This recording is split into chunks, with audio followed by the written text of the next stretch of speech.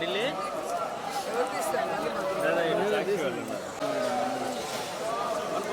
శ్రీనాథ్ అన్న కొంచెం ది అన్న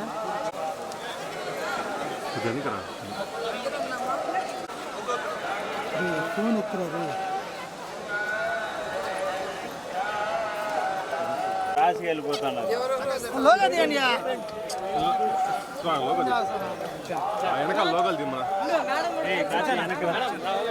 కలిసి వచ్చావు నువ్వు అయిపోయినా మేడంతో పాటు వస్తున్నావా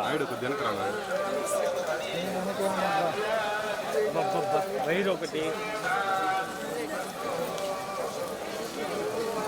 మనం కొంచెం చూడండి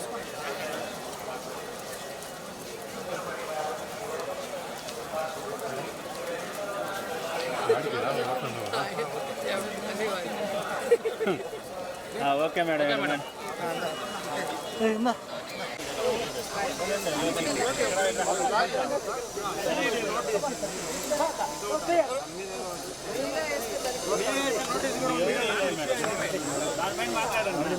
ఆంధ్రప్రదేశ్లో ఆడపిల్లలకి రక్షణ గురించి ఆలోచిస్తే చాలా బాధాకరంగా ఉంది.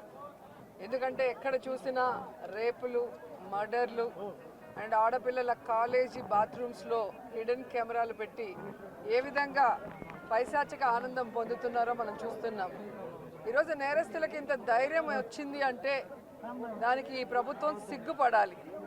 ఎందుకంటే గతంలో జగన్మోహన్ రెడ్డి గారి ప్రభుత్వంలో ఒక తప్పు జరగాలి అంటే ఎంత భయం ఉండేదో మీకు అందరికీ తెలుసు. సో ఎవరైనా కూడా దిశ యాప్ని యూజ్ చేయకుండా ఏదైనా అఘాయిత్యానికి అమ్మాయి లోబడితే 24 గంటల లోపల నేరస్తుల్ని అరెస్ట్ చేసి వారిని శిక్షించే విధంగా చట్టాన్ని కఠినతరం చేశారు. కాబట్టే ఆ రోజుల్లో ముచ్చుమరి లాంటి ఘటనలు జరగటం అనేది మనం చూసుండం. నిజంగా చాలా బాధాకరం. ఒక 9 ఏళ్ల అమ్మాయిని రేప్ చేసి చంపేసి ముక్కలు చేసేశారు. 60 రోజులు అవుతున్న అమ్మాయి శవాన్ని కూడా ఇంతవరకు తీసుకురాలేకపోయారు. అసలు ఆ కుటుంబాన్ని పరామర్శించడానికి సీఎం గారు కానీ హోంమంత్రి గారు కానీ వెళ్ళలేదు అంటే కారణం ఏంటో నాకైతే అర్థం కాలేదు. ఎందుకంటే మదనపల్లిలో ఫైల్స్ దగ్ధమయ్యాయి అనగానే డీజీపీ గారిని స్పెషల్ ఫ్లైట్లో పంపించిన వాళ్ళు ఎందుకు ముచ్చుమరికి స్పెషల్ ఫ్లైట్లో డీజీపీ గారిని కానీ లేదా సంబంధిత మంత్రి గారిని ఎందుకు పంపించలేదో నాకు అర్థం కాలేదు. అలాగే నిన్న పేపర్లో చూశాను, గుడ్లవల్లేరు కాలేజీలో బాత్రూమ్స్లో హిడెన్ కెమెరాలు పెట్టారని పిల్లలు వచ్చి ఆడపిల్లలు చెప్తే అసలు అక్కడ ఏం జరగలేదని ఎస్పీ గారు చెప్పడం చాలా దురదృష్టకరం. ఈరోజు 300 మంది పిల్లలు ఈరోజు న్యాయం కావాలంటూ ధర్నా చేస్తుంటే ఇప్పుడు విచారణ చేస్తామని దిగిరావటం అనేది మనమంతా కూడా గమనించాల్సిన విషయం. అలాగే ఈ ప్రభుత్వం వచ్చిన తర్వాత మీరు చూస్తే ర్యాగింగ్ భూతం ఎలా ఎక్కువైందో మనం కళ్ళారా చూస్తున్నాం. నారాయణ కాలేజీలో మెడికల్ విద్యార్థినిని ర్యాగింగ్ చేసి చంపేశారు. అలాగే కలికిరిలో జేఎన్టీయూలో విద్యార్థి ర్యాగింగ్ చేయడం వల్ల ఎలా ఆత్మహత్య చేసుకుందో గమనించాం. అంటే గత 5 సంవత్సరాలు లేని ర్యాగింగ్ భూతం మళ్ళీ ఈ ప్రభుత్వం వచ్చాక ఎలా పిల్లల ప్రాణాలు తీస్తుందో మనం గమనించాల్సిన విషయం.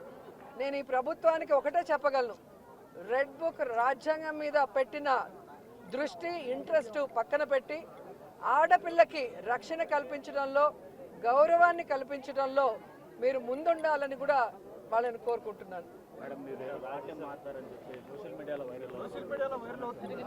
మాట్లాడిన తర్వాత అలా అంటే ఎట్లాగా